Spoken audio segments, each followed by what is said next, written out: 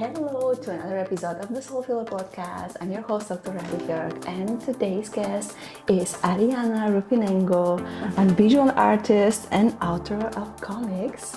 Thank you so much. Hello, thank you. Being Thank here you, with Rali. us.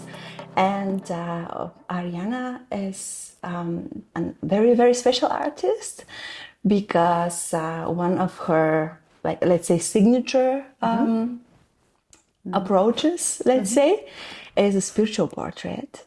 Yeah. So tell me more about this. About this spiritual portrait, yeah. I mean, I like really the faces of people. Always when I don't know if it happens to you, but when I know some person for the first time, I look at the eyes, I look at the face. I think the face is what give kind of is the way we transmit our essence. So I was always fascinated by the portrait. I mean, by the face of people, and casually, by chance, I discovered that I could draw the face of people, and somehow some messages pop up spontaneously from the drawing. And so from that I developed this. I make a kind of research without wanting directly to practice and practice and practice and let the face reveal me things. Yeah. So how is a session going? Like you're making portrait directly from the person or from picture or both? It's can Well, work. till now, it's like I think 15 years I'm doing that. I call it soul portrait because what I understand is that from these drawings, and this is a session when I draw the face of the person. So that's and it's more like a conversation. So it's very outgoing. So the person can be live or can be on remotely. It can be done. But the person just like, I make questions sometimes. My mind just go in direction and we talk about things and I start to draw the face even without thinking so much. So I let my hand go by itself. And then there is a moment in which I stop and I look at the portrait that I've done in black and white. And in this moment is where the portrait just give me kind of inspiration, some messages that I feel comes directly from the person, that from his essence. Wow. So or her here essence. you're channeling also the Exactly, that's the thing. I don't use the word channeling because it seems that there is some kind of source that give me the inspiration for the other person, and probably these are medium who do that. Yeah. But I don't feel I'm like I'm doing this. It's more about, I think it's more circular. So I connect with the person in the moment. So everything is like in that moment. So it's like it opened a super sacred space where I am completely in the service of this person. Normally, is a woman, and I'm just like connecting to the person and to the woman. A lot of time are women, but also men now. There starts to come more men. Of course, they're human beings too. Exactly, because everybody has a soul, and it's very moving because. So there is this kind of connection between me and the person, the drawing, and we talk, and then I start to make questions, and so the question and how the person open up. So that's, I think I'm channeling the soul of the person. So not kind of outside source. So it's really just me, just make the person comfortable, and things happens. And kind of magic, because I see kind of vase just go away. And there is a moment in which when I see the portrait, it's not very literal. So it can be slightly different from the realistic face. So it can be older, younger, more feminine, more masculine. So it's interesting. This is super interesting, yeah. Yeah, I never know what happens. And I can't control because sometimes it happens, that I draw a person and I see maybe more masculine and then maybe there's a woman and I feel, oh my gosh, it's very different. It's very more, but I never stop because I have to be authentic. And I can't modify that. So it's just very interesting, isn't it? It is. I can't control that. And so then there is a moment in which I just stop and I say to the person, okay, so let's see what the portrait suggests and let's read like in a book. Let's read it, yeah. Wow, how your journey started, like with the art and also with the spiritual part of it. Yeah, I mean, the soul portrait is a part of my, probably one of the things I'm offering like an art is like My journey started, I think, when I go in Mexico when I was 22 years old. Okay. Because I was doing my degree in economics. I was supposed to Wow. become a manager of fashion and design product. Look at this. Yeah. So for me, in that moment, was very, very, very far the idea to become an artist, like professionally. Like it was my profession. I really feel that you can't really live by heart, you know, to be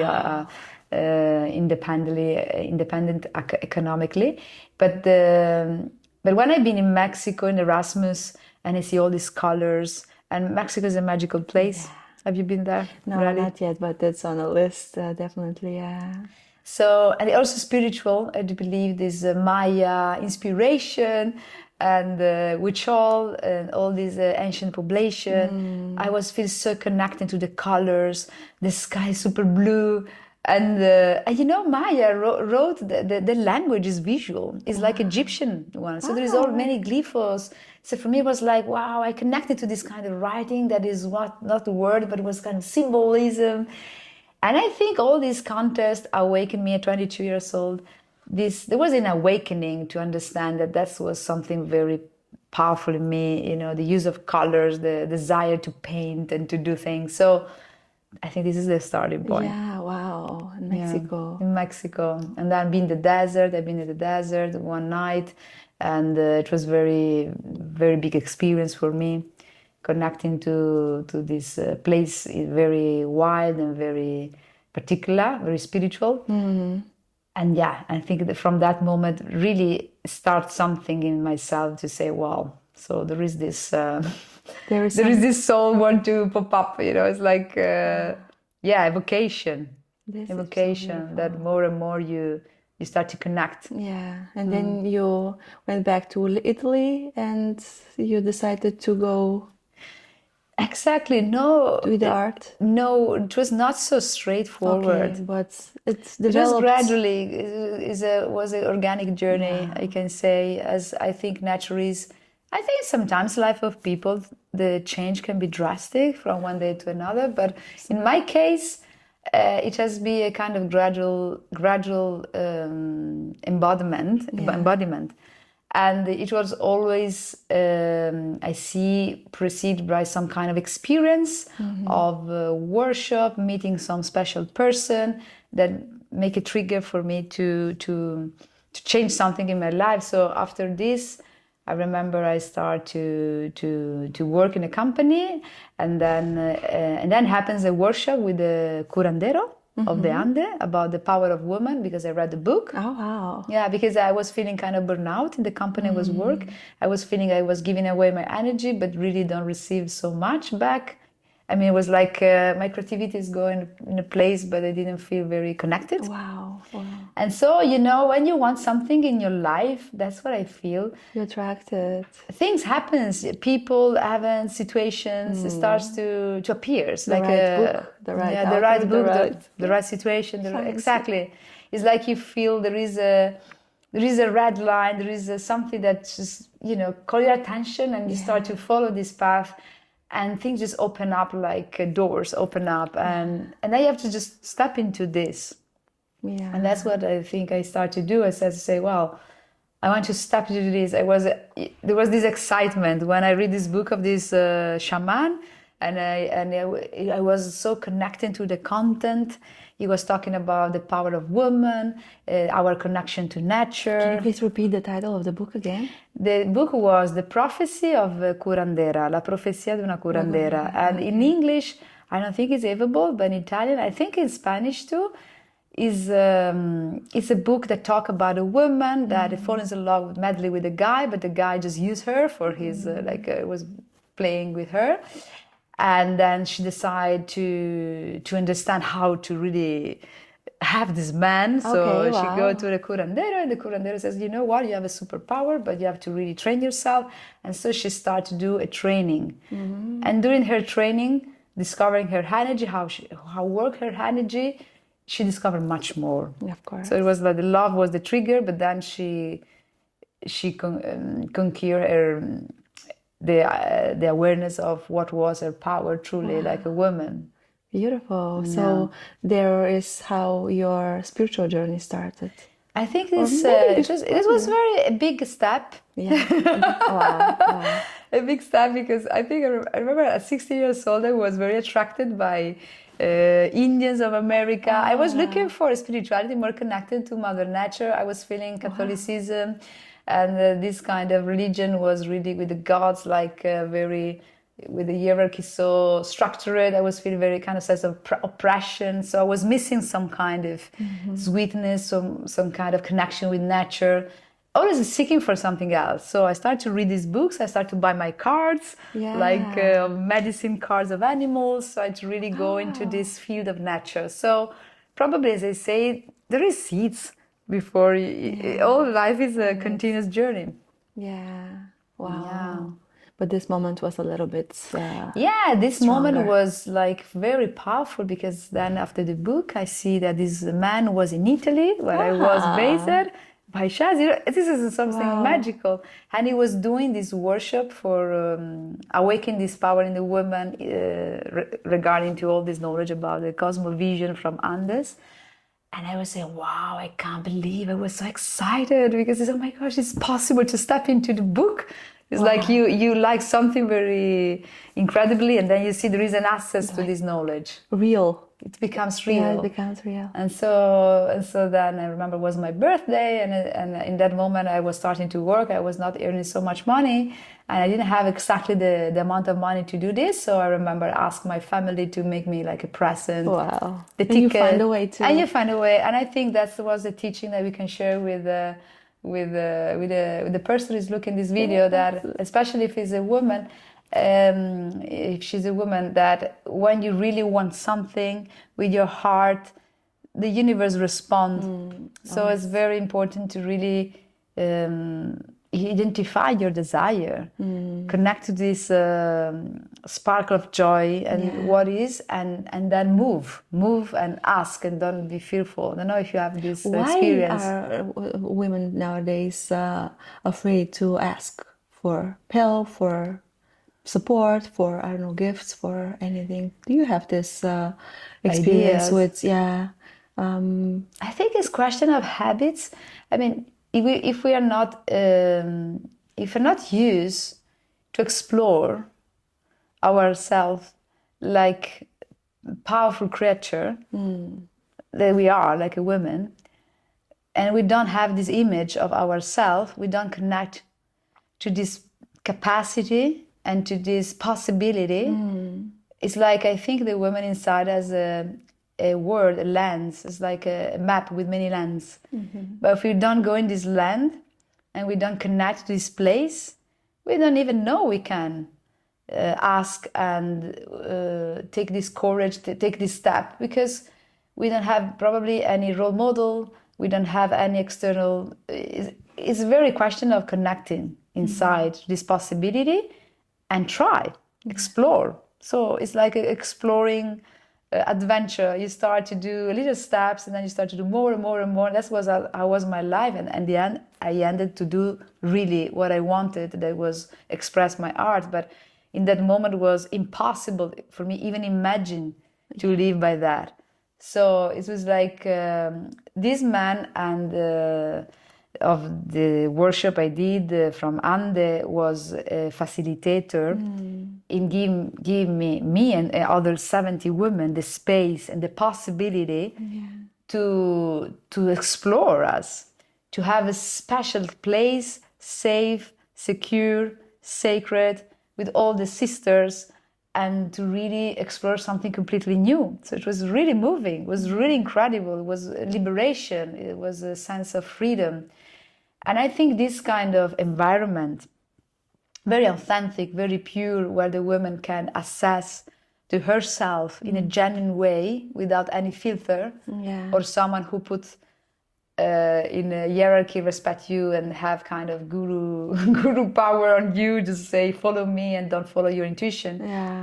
It's not so common still. So I think this is something about also the place where you can really explore, and from that place I just do many things, many tasks in a way, just because this man give us kind of task to do, like walking in the forest without looking the path, or in the night. So all this action was really awakening the sensation that there is a power in you. But if you don't test it, if you don't try it, you don't know. Yeah. You don't trust. That's the feeling. Like So really. probably the woman, we are so in so many things, and we don't even have the time and space to really imagine that. We don't think about that.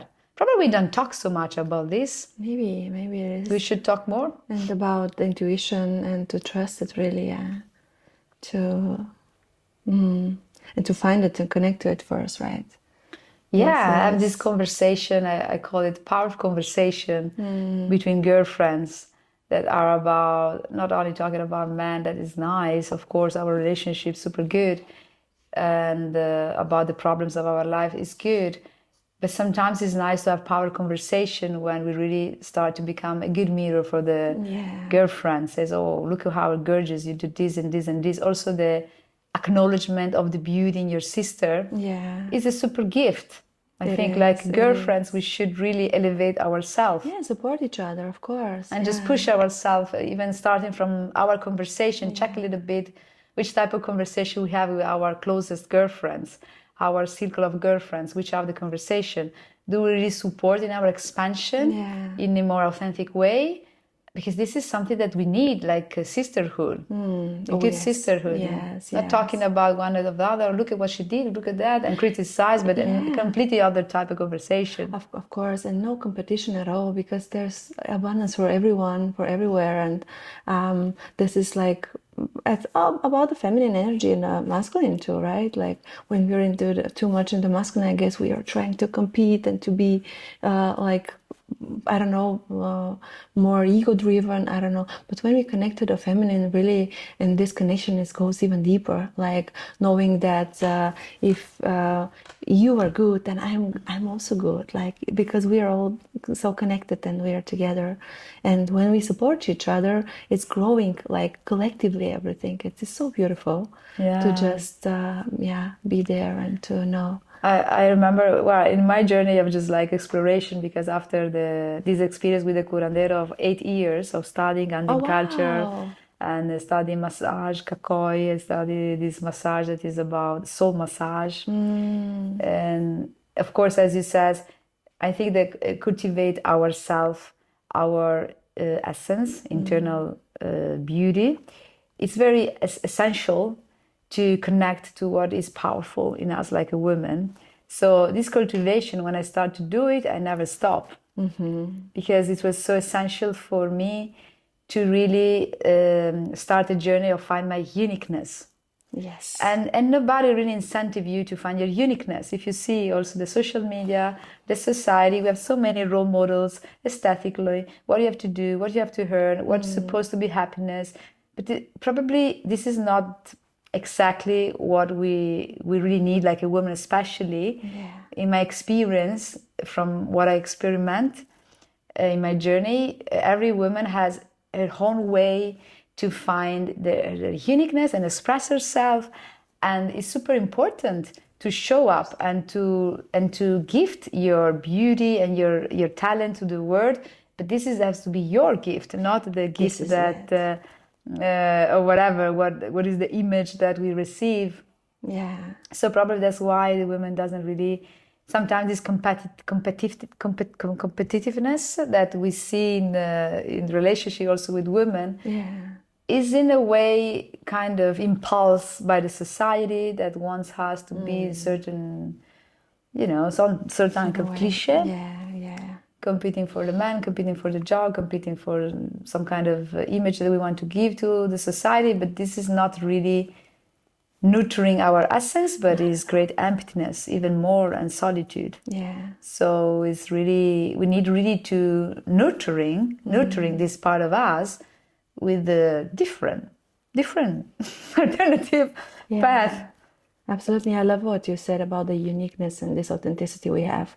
And this is actually our true power there. And we are competitive not only with other women, even in a relationship at some point, like let's see who is getting better, because as you already said, like the whole society is pushing it through to some box, and we believe that somehow that this is the only way to go. But finding that authenticity, finding that uniqueness in our like appearance, from the physical to the mental, emotional, and spiritual also, it's we realize that there is no competition at all, because there's no other person like us anyway. Like and this is like something so unique that there is no space to compete to anyone.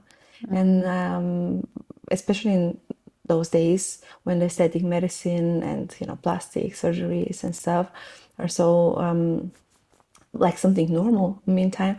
And I don't know how it's in Italy, like in Spain I haven't seen that much, but in Bulgaria we are producing clonings, like the same lips, the same cheeks, the same jawline, the same eyebrows, everything, like the same women. Yeah. And at some point, yes, they are beautiful in a way, like depending what our taste, but they are all the same because they have the same like injectables and techniques. So the uniqueness, and I am all about, of course, aesthetic medicine, and like if the why is the right, if we need to improve something, perfect, but really in an authentic, undetectable way, so we do not become another person, but come closer to ourselves. So this is in everything we like, an appearance, also the same work, I don't know, hobbies, lifestyle, anything like. Yes. And the moment it's connected to our unique source, we first enjoy it really because it's our thing.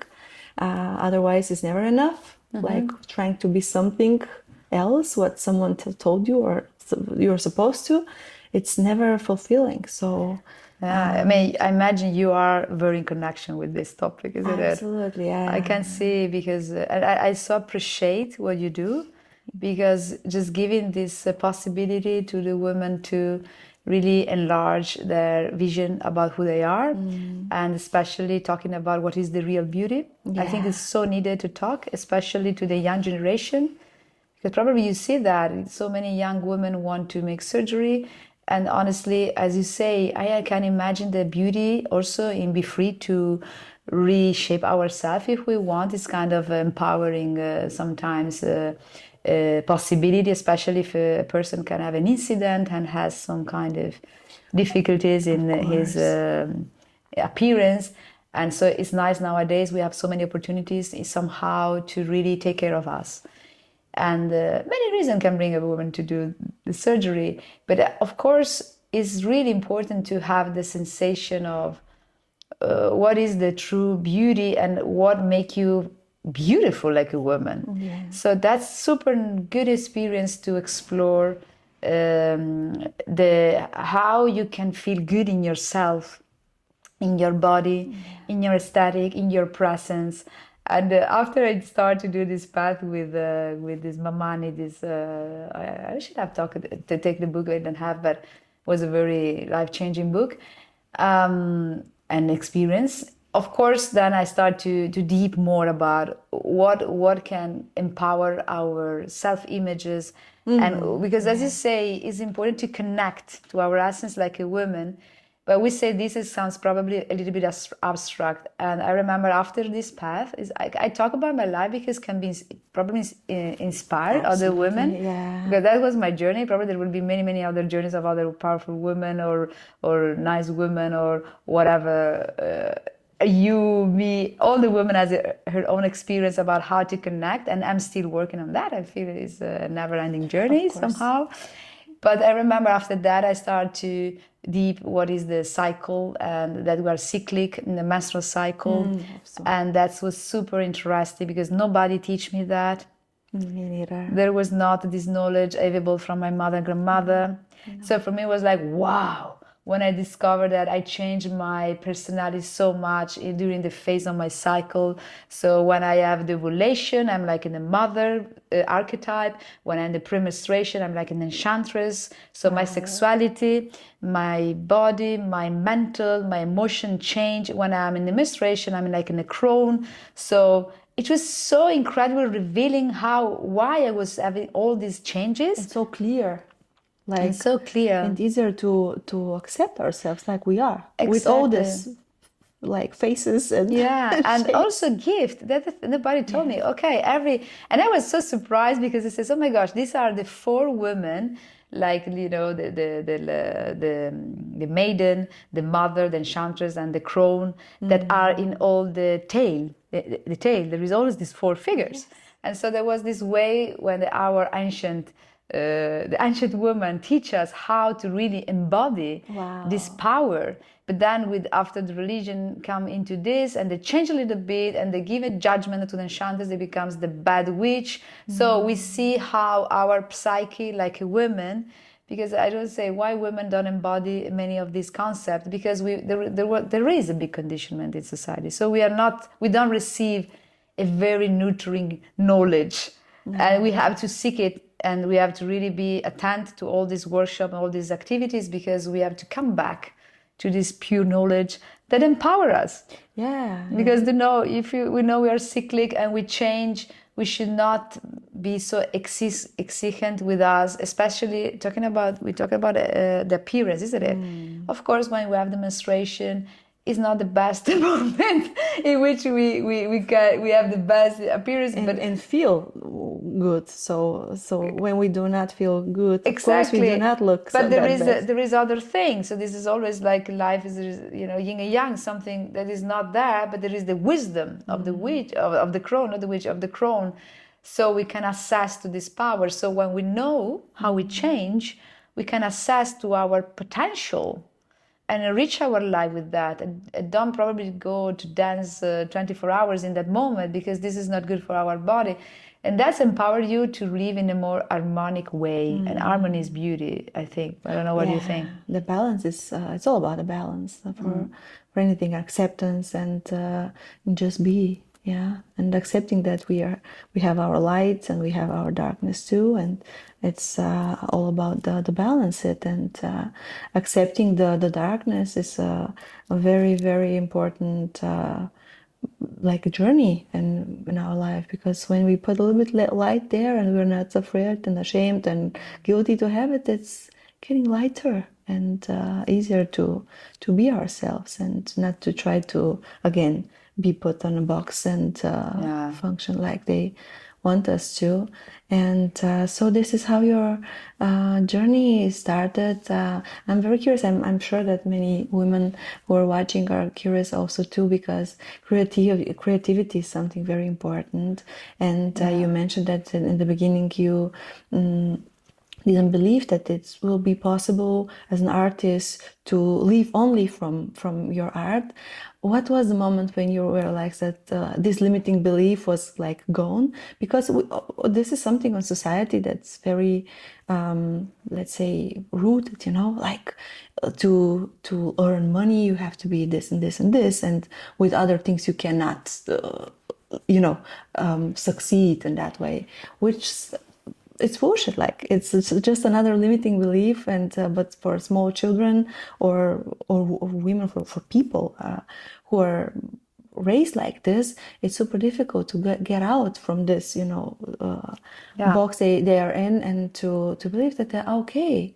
I can be successful in that meaning with my creative work, with art, with there's visual art, of course, there are other different ways, but like how you switched and you believe that, hey, I have this gift, like, of course, combining it, also not limiting yourself only with this thing, but like giving it your unique signature, also like with the spiritual part, with your journey, supporting other women to also find themselves through your work. This is something so powerful and beautiful, and you made it your life. So, and I'm sure that many other women or people are still struggling, like they want to express this, but something is holding them back because they do not believe fully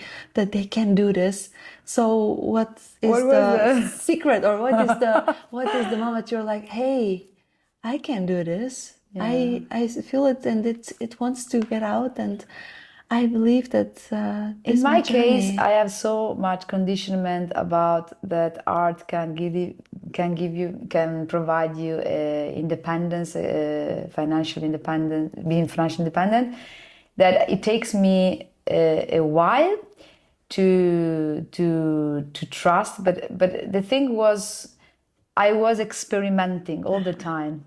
So when I started to do the big door that this experience with this curandero opened to my mind was try and then see what happens. So I have, maybe if I can share a secret with the woman who's listening to us, or a man also, is you can always try, and you can always come back to what you did before. Yeah.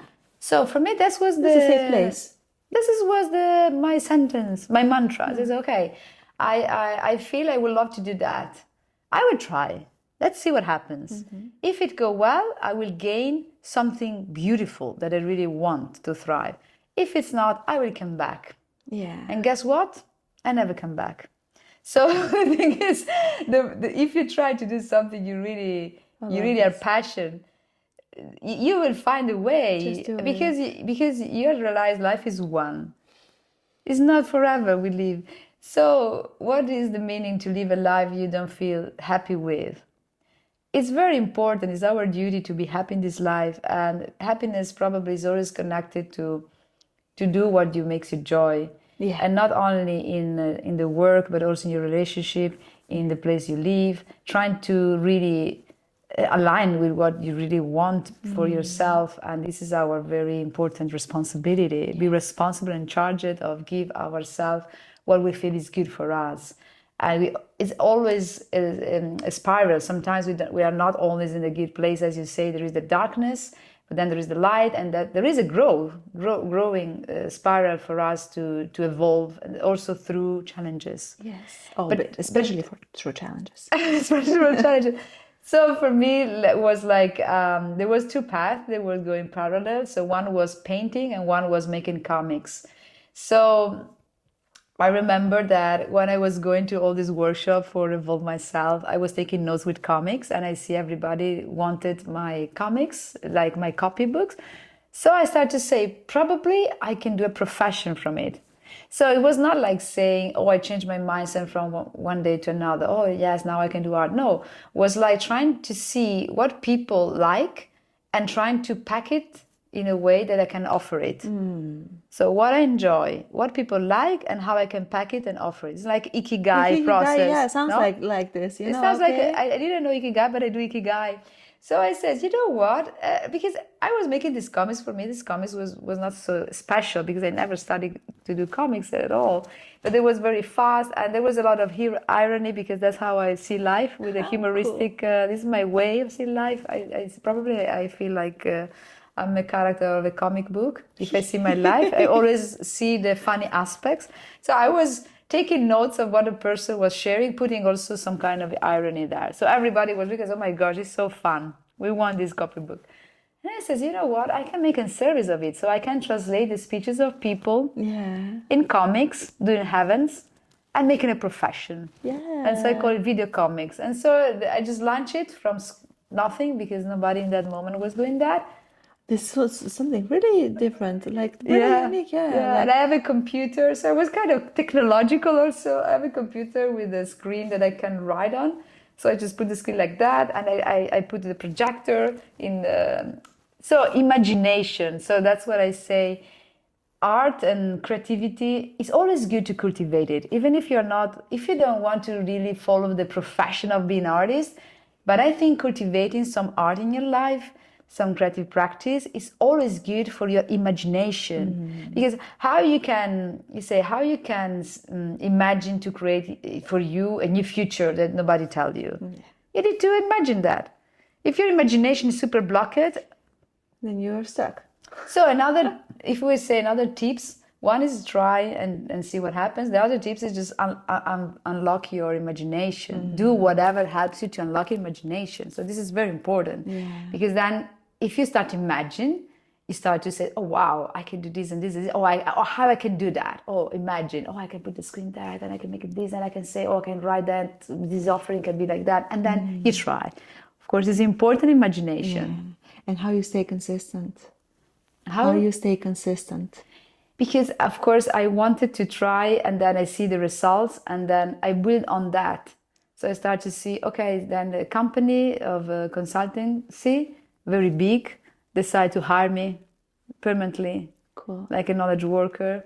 And so I started to do this professionally for a company doing comics, and I was paid. Oh, wonderful. And I have so much free time that for me was very important, because I realized if I work at a company full time, I can't paint.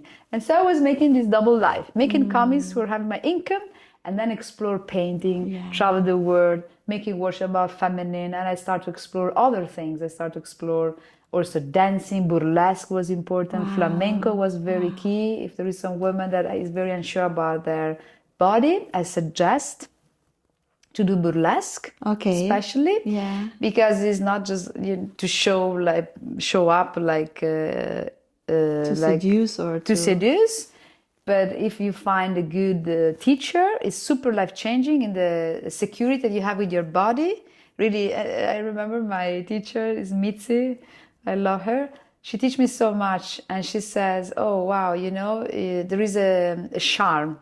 Is a capital for a woman. Cultivate your charm, not to seduce, but to really enjoy yourself like a woman and feel this security. And you notice there was women that probably aesthetically they're not in the canons of beauty that we have in the social media, but they were so sexy, so erotic, because they was enjoying so much their body. And when you look at them, they feel like a sexy bomb. Yes.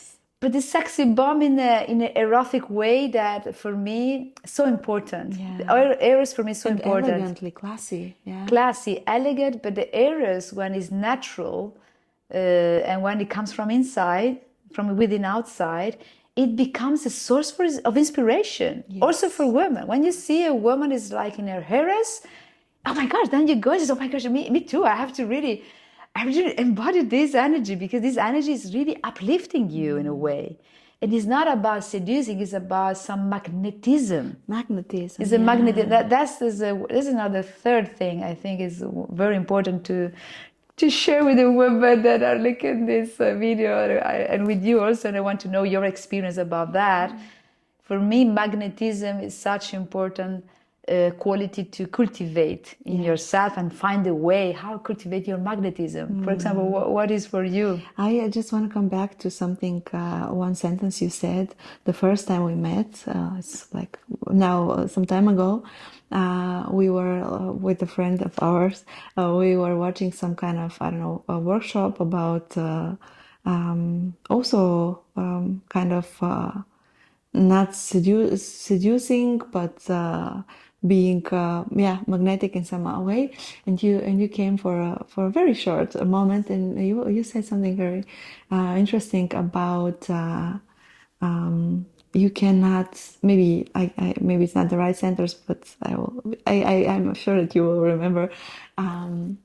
You cannot be able to give pleasure if you don't know it. You have to, something in that sense, and so you have to know your pleasure. So you are able to share it. And this was like, wow, so true. Like, and when we are so blocked somehow, and also the femininity, and I believe the magnetism is coming also from there, when there are no blockages, where we are just like able to enjoy ourselves, to allow ourselves to experience pleasure at all first, then the most natural thing is to share it, and this is super magnetic. Absolutely. So absolutely, that's a another pillar, I can say, Yeah. about what inspired my art is pleasure. Yeah. So whatever I start to paint is always when I teach it painting to other people, because I teach also, and I always say follow the principle of pleasure. So do what make you feel pleasure. Don't be exigent with yourself. Don't try to do something beautiful. Don't force yourself. But just feel what sounds good for you, for your body, and for your sensation. And talking about pleasure, I'd like to reconnect this to some of my life experience, because it can be interesting also, like something that the woman can explore, because still is there, this information and this possibility. I remember this is a life change experience for me, was participating to the Master of Womanly Arts with Mama Gina in New York. Okay. So this woman is brilliant. For me, it was super brilliant in the teaching she's giving to the women. I don't want to give a judgment about herself like a person, because everybody has his, her characteristic. But she's a super facilitator of this concept we are sharing.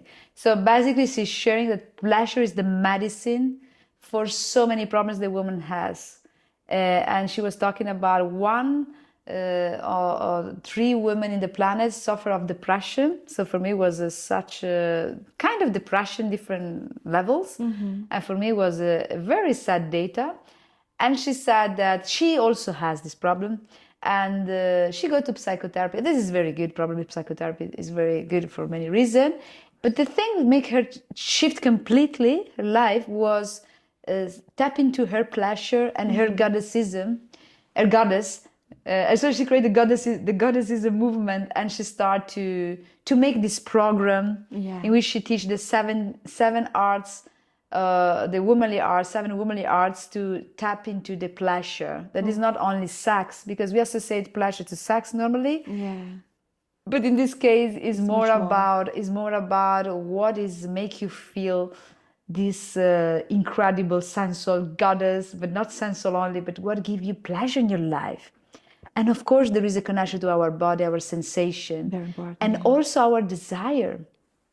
So we have some kind of teaching that says desire is not good because it causes sufferance. But in a way, in her view, and for me, it was very life changing. So that was my experience. When you start to connect to what is your desire, give you the permission to express your desire. This is huge, yeah. So you start. It can be very simple. Like, I want to buy a very red lipstick because it make me feel, I don't know, connecting to a geisha. And so you start to connect to your imaginary. So desire connects you to your mythical creator and to your feline goddess, to your super incredible, powerful capacity of tap into this. And there was this sharing she did for us that was for me so important when relating to pleasure. It was about flirtation. She was talking about what was flirtation. What is flirtation for you? She asked us, and we come up with this that was so interesting. The flirtation is about enjoy yourself in the presence of others and uplift yourself and others' energy because you are enjoying your life. Yes. So it's not about seducing. It's about enjoying and share this energy with others, and to tap into this enjoyment. And it comes from recognize what gives you pleasure. So if you don't do that, it can be very miserable life. So it's a very good research field. Research is another fourth probably thing to share. Just research your pleasure, what is, and try to do it. And tap into it. Yeah. It doesn't be something very kind of expensive. It can be very simple. Can be go to the sea 5 minutes and look in the waves and connect into the sunset. Yeah. I don't know. But it can be a certain perfume that you put on and you feel this amazing smell and you feel so gorgeous. I don't know. What is your pleasure? This is very important, and even to allow ourselves to have desires and to wish, because again, in our childhoods, maybe at some point we aren't allowed to want too much, and to it could be in connection with this, and to just allow ourselves to desire anything, and to connect, of course, is different from different people. But and this is the most powerful way to rise our vibration and energy, like really doing or surrounding ourselves with things, or yeah, depending on the situation, but that we enjoy, like things, it's something what we do and brings us some enjoyment, or it could be like, I don't know, a walk, a piece of I don't know, fruit, or as you said, the sunset, connecting with a good friend, flowers, connect to animals, to nature, depending, and especially not material things, because of course it could be, sure, it's nothing wrong with that, to desire material things, especially when you want them to just enjoy their presence and not to like show off and to let the ego celebrate. But yeah, to really rise a vibration and to charge energy is super important. Pleasure and things we enjoy. I mean, there is something, sometimes material things can be a source of inspiration, of beauty. Of course. Because, for example, can be. I don't want to judge, for example, material things. For example, a nice painting, I was going to say, or a nice jewelry. But the thing is, the meaning you give to it, because yes, because there is, of course, it's very particular, this topic, aesthetical beauty, internal beauty, sometimes even nature. I love to take inspiration from nature. And one of the words that pop up more for me is wonder and beauty, especially when I see some scenes like the sun reflected on the waves and creates these stars. And then the stars just dancing, and my imagination started to dance with these little flames. And so suddenly the appearance of what you see is so beautiful, really opening you universe of poetry. And you start to really feel how blessed we are, and you connect it to your higher virtues, the gratitude, the compassion, the capacity of appreciation. That is such an important thing. Be able to appreciate whatever is around you.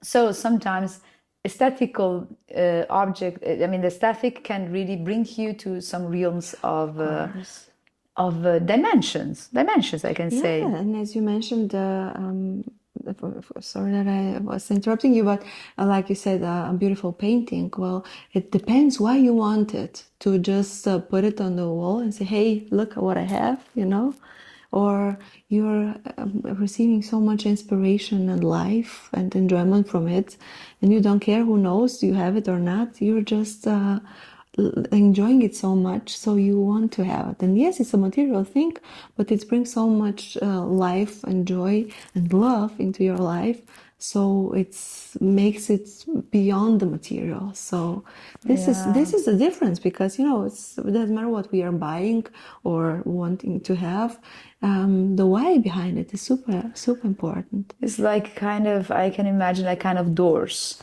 I think it can be kind of doors that open you a space that you don't even imagine.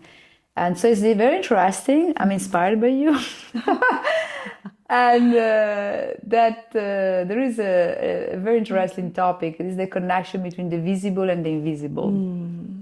So when we talk about this, I can see that I come back to the magnetism. Yes. So when there is something like beautiful, like for me, a lot of time is nature, flowers, nature, situation, environments, jungle, exactly, yes. Animals. I mean, when I am in this situation, I can see how I can connect to this incredible, invisible force.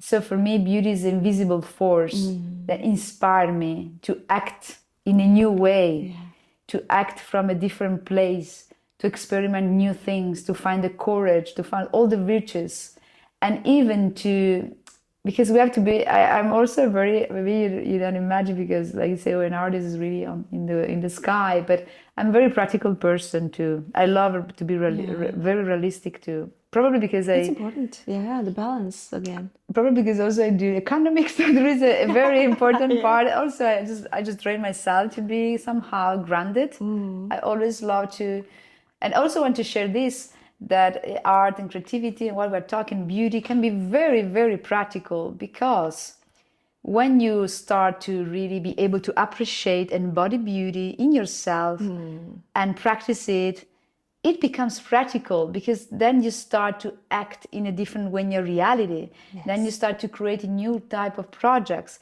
Then you start to connect with the people with another behavior, and so you open new relationship, new levels of interchange. That's make your life a quality life, increase your quality of your life. So we start from something that can be as abstract and visible, but then we come to the visible. So what you do, how you want to shape this reality with other people, how you want to shape this society. It's very interesting, these two dimensions. Well, yeah, but this is a manifestation, from the invisible to the visible. It's life. And that's probably is what is the painting is very fascinating for me. Exactly what you say, the manifestation. Yeah. Because you have some kind of idea, some inspiration, then you put the colors, then you have the material, and then boom, boom, boom, boom, boom. You shape an image that stay there for everybody. Yeah. And that's so nice. And everybody can do that. I mean, I have always incentive to start to,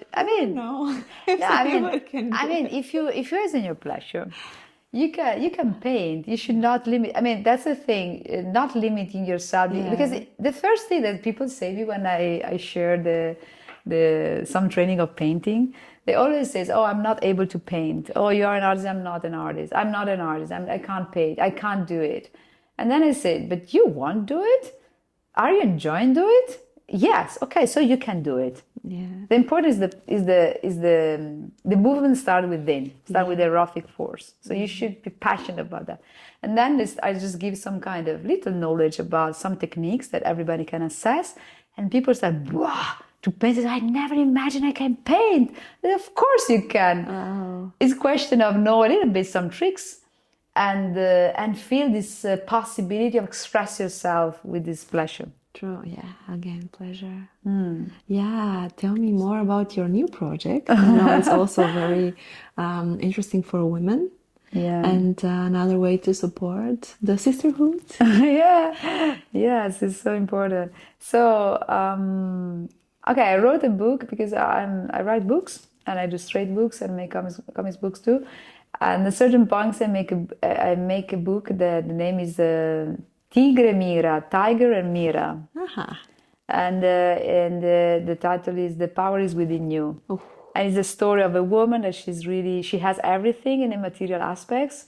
Wealthy, is a wealthy woman, and friends, but she feels a sense of emptiness, that she doesn't find a sense of life. And so she decided to do a journey in India to take a time for herself and to connect to her big question: why I'm here, what I have to do, why I feel so sad and depressed. So this woman go in India, go in ashram, and then she met a tiger in the jungle, and the tiger revealed her in 22 lessons how to connect to her wild power. And I did this book because I was crossing a moment difficult in my life, which is when I came to Barcelona. I was panicked somehow because there was so many challenges and changes in my life all in once. And so I started to draw tigers, because the tiger, what I draw, give me energy too. Yeah, wow.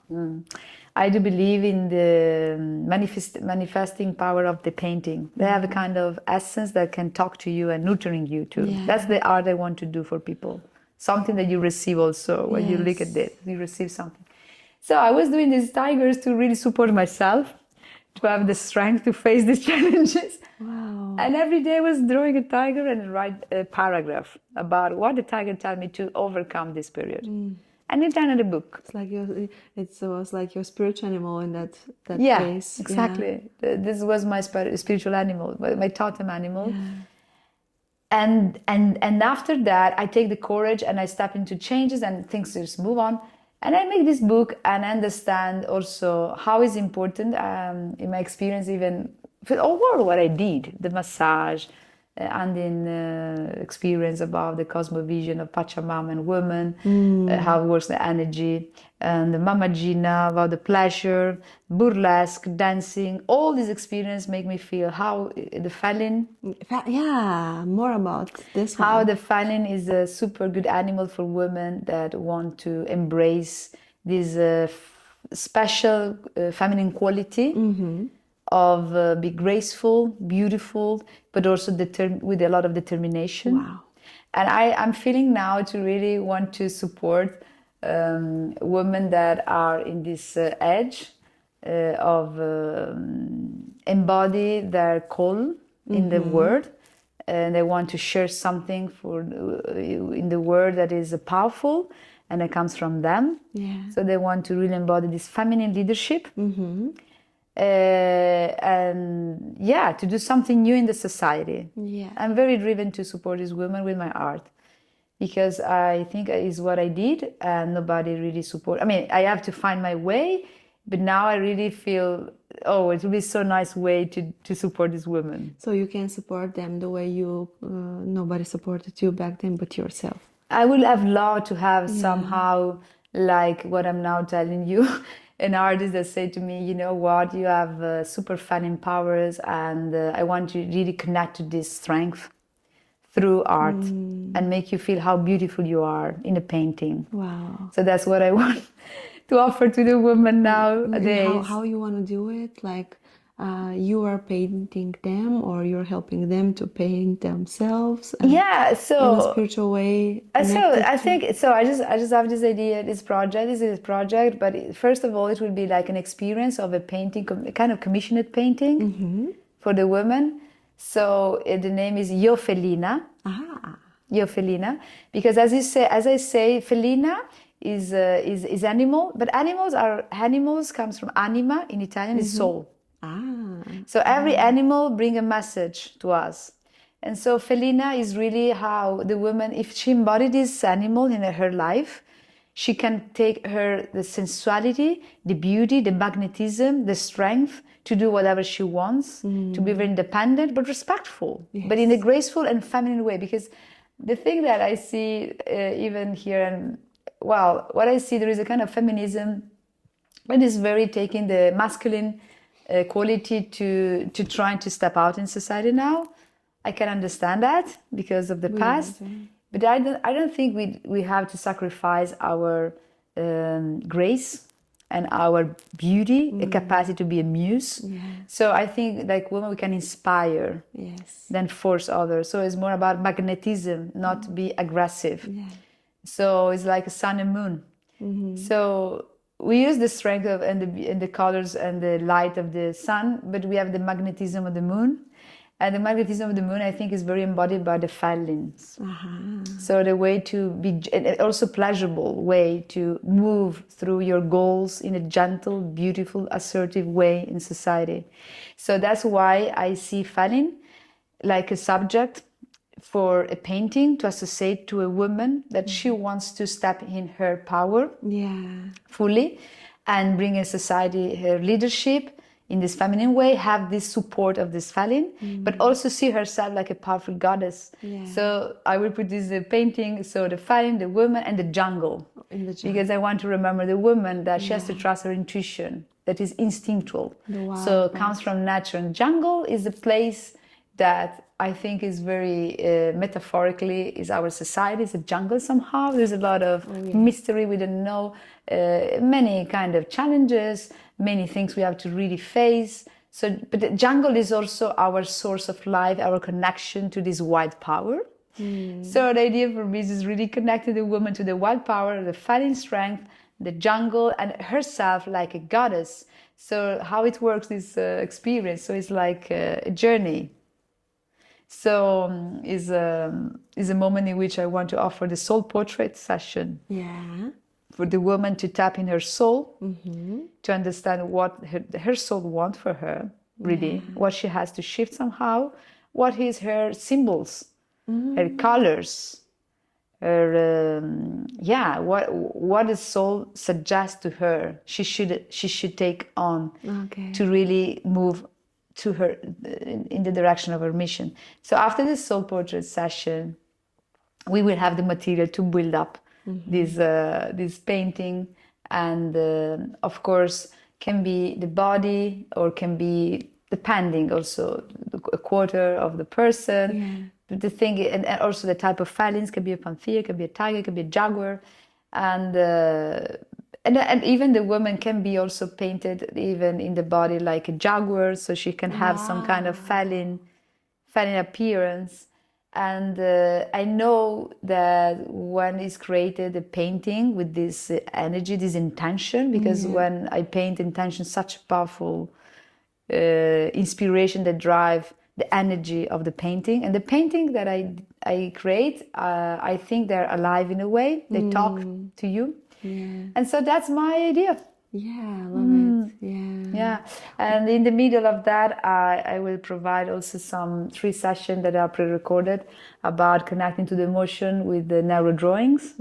To connect it to the emotion with the neuro tree, an algorithm that I study in Neurographica. And I take a specialization in that. And this is very useful to change their emotions. And so a way to empower themselves. Then give a little bit of knowledge about to be a cycle, what does it mean, and the menstruation. So she will have all this connection to her body.